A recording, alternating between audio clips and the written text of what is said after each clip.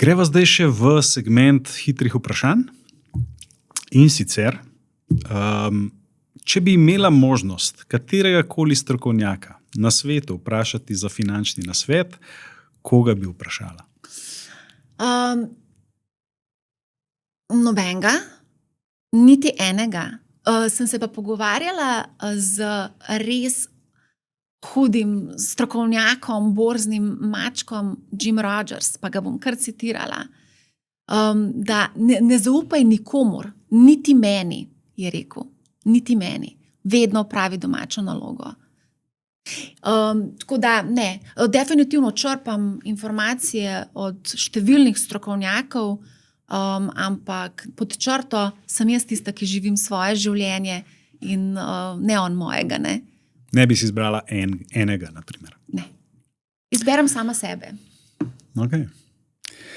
Kakšen nasvet bi dala nekomu, ki bi te po tem trenutku prišel po finančni nasvet?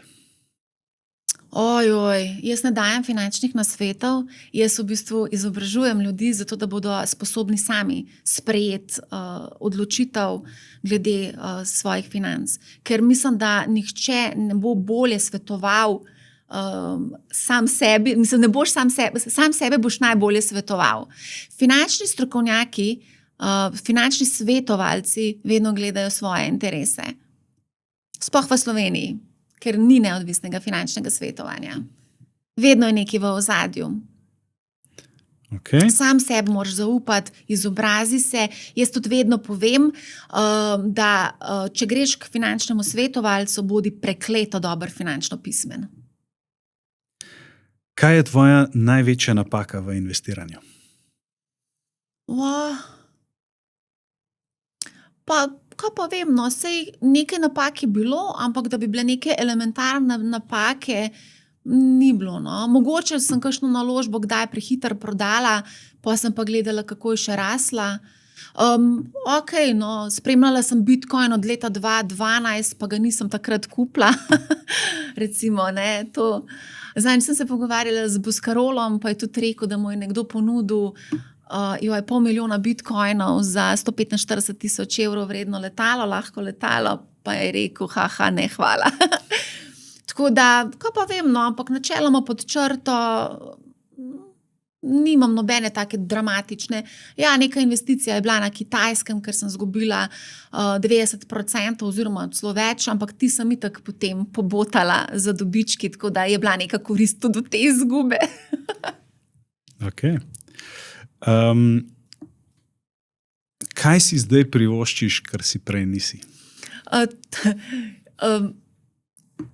V bistvu, glede na to, da si sama ustvarjam svoj urnik in delam, kar želim početi, dejansko res tudi to prakticiram v svojem življenju. Jaz sem si sicer najela pisarno na 14. nadstropju, imam zelo lep razgled nad Ljubljano, ampak ne grem vsak dan v pisarno. Najela sem zaradi tega, ker se mi zdi, kakor da moram imeti občutek, da imam nekaj, a ne nek prostor, ampak to sem ravno razmišljala. Dejansko sem rekla, mojemu partnerju sem rekla, mogoče bi šla pa kar malo na Karibe ali pa nekam v neko egzotiko, da se malo spočijam. Tako da ne vem. Mogoče še pride to. Pride, ja, mislim, ja. Ok, in kaj boš zdaj poleg svoje izobraževalne platforme, MoneyHow, kaj boš zdaj počela, ko si finančno neodvisna? Tukaj se pa odpira cel kup nekih novih zgodb, ne bi o tem govorila, ampak jaz vidim ogromno priložnosti. In če si toliko noter v neki zgodbi 8 in več ur na dan, se ti mogoče nimaš enostavno časa, da vidiš, kaj vse je zunaj, ne.